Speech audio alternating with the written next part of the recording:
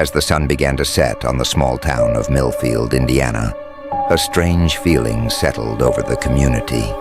It was a feeling of unease, of uncertainty, as if something terrible was about to happen. And then it did. At precisely 9:30 p.m., the power went out. The darkness was absolute and the silence was deafening.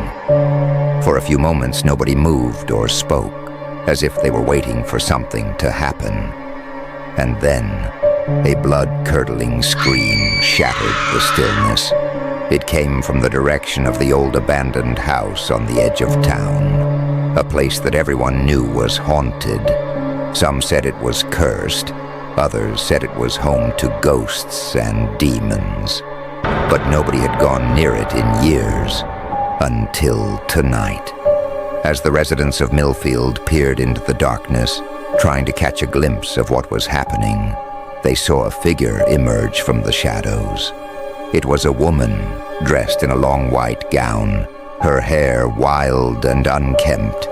She stumbled towards them, her arms outstretched, her eyes wild with terror.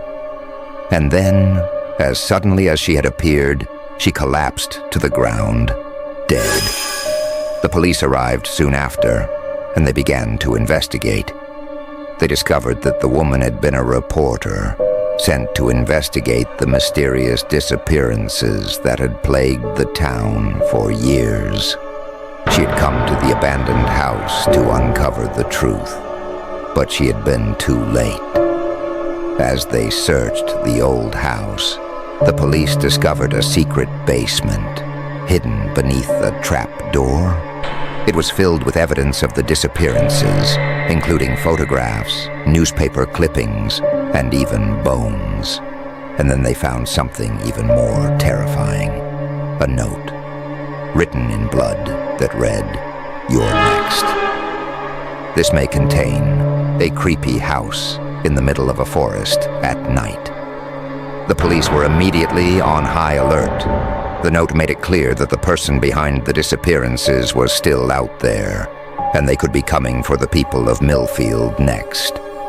The residents were all advised to lock their doors and stay indoors. But for some, it was too late. Over the next few days, more people went missing, and their bodies were found in the same basement. The police worked tirelessly to try and catch the killer, but they seemed to be always one step ahead. And then, just when they thought they had a lead, the killer struck again, this time targeting one of the police officers who had been leading the investigation. The town was in a state of panic. Nobody knew whom to trust or where to turn. Some people started to talk about leaving, but others were too scared to even consider it. And then, one night, a resident of the town had a strange dream. In the dream, a ghostly figure appeared to them and whispered a name. When they woke up, they couldn't shake the feeling that the name was somehow significant. The resident went to the police, who were initially skeptical, but as they investigated further, they began to see that the name might just be the breakthrough they needed. They tracked down the person named in the dream, and to their shock, they found the basement filled with evidence pointing to them as the killer. The person had been hiding in plain sight, and nobody had suspected them. As the person was taken into custody, the town of Millfield breathed a collective sigh of relief. But the memory of those dark days would stay with them for a long time to come.